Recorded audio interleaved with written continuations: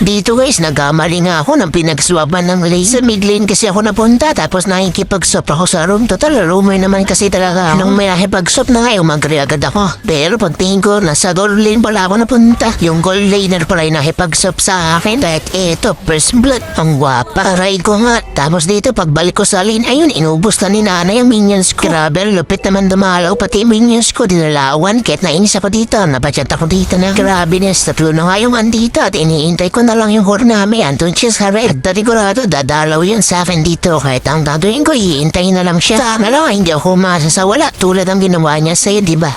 Aray ko. Nakita ko sa mapa, palis na dyan yung harina. Kahit dito, iintay mo na lang na lumapit yung kor at susugod na kami. Kaya sabi ko nga dito, sugod mga kapatid. At dito, naiiwan na dito si Kuprit. Naku, gatot wala ka na magagawa. Tatlo ba naman kami? Dito po ba rin nga si Karina? Siyempre, para magpapita sa akin.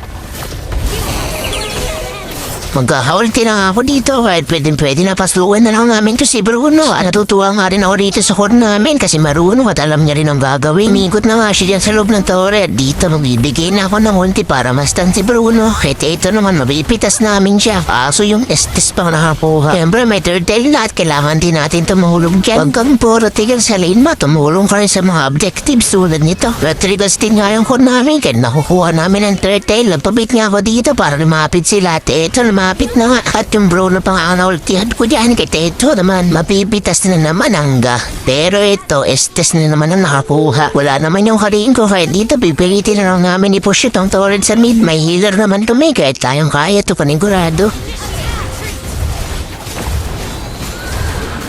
Mas lamang pa nga sa akin yung level ni Nana. Puro kuha pa naman ang minions sa akin eh. At mapipitas niya rin nga dito yung gatot. Sa sobrang confident doon, dalawa dito pa talaga sila pumesto para mag-push ng torres. Sakto pa nga si Bruno dito yung ultihan ko. Napagamit na nga siya dito ng Aegis. At eto naman si gatot, nag-ulti pa doon. Wala naman second skill kahit hindi naman ako naton. At pagkapitas ko ngayon kay Bruno, syempre hindi natin papalagan si Gatot. Mini-hero ko yan, Gat. Alam ko kung kailan ako papalagyan, kailan hindi. Dito guys, nakita ko sa mapa si Gatot, tas sa mid siya. Kaya pwede kong palagan tong Bruno. Kaya tamang tutok lang ako dito ng skill. At pagka-ulti ko tumama naman kahit ito, para ako naka-inspire ang bilis ng tama. Syempre pagkapitas sa kanya, hindi mawawala yung tipi-tipi-tipi. Wala na si Bruno, kahit ito, upgrade na namin yung tore para may ambag naman akong fight papado. Aray, napitas nito yung core namin, pati yung XP laner, hindi kasi nila hinihintay ang bida. Kahit ito, buti na lang nakahabol pa.